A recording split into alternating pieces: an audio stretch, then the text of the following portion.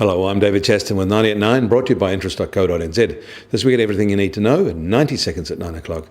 With news of more evidence, we are now flatlining at the top of the current economic cycle. In the first advanced estimate of American GDP is being reported it rose at an annualised growth rate of 4.1% in the June quarter over the March quarter. This was just slightly lower than analysts were expecting, but was the fastest quarter-on-quarter rate since the third quarter of 2014. It follows a 2018 first quarter rise of 2.1%. In the way that such data is usually reported for other countries, though, compared with the same quarter of 2017, the gain was just 2.8% and up from 2.6% in the year to March, and as such was very average.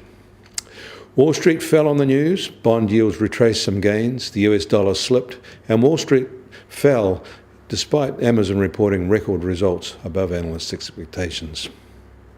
Trade war concerns slightly dimmed US consumers' outlook on the economy in July. And in Canada, a new poll shows the Canadians are reacting to worries about impending economic stress by cutting back on spending. Profits at Chinese industrial firms grew rapidly in the first half of 2018, according to official data. They were up 17% on year-on-year basis, the fastest level of any month in 2018. In Indonesia, officials there are warning that their current account deficit will grow by nearly 50% this year. However, even after the increase, it will still be less than 2% of GDP. But for an emerging economy, especially one as large as Indonesia, this is an unwelcome trend. In India, they're on a standby for a central bank interest rate hike.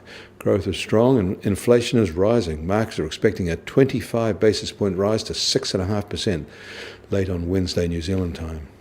In Russia, they decided over the weekend to keep their policy rate unchanged. But with ongoing weakness, most observers see the next move down there. US Treasury yield has stayed high at the market close at 2.96%, but that is 2 basis points lower from where we left it on Friday. China is building a new US dollar debt market, a bit like the Eurodollar market. The Chinese government has sold $2 billion of US dollar denominated bonds recently, and is planning another $3 billion soon.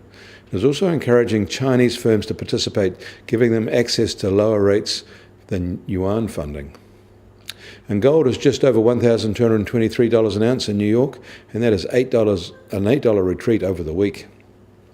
US oil prices are down today from yesterday and now just on $68.50 a barrel. The Brent benchmark is now just over $74 a barrel.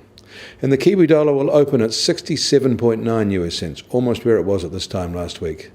On the cross rates, we're still a little changed at 91.7 Aussie cents and 58.2 Euro cents.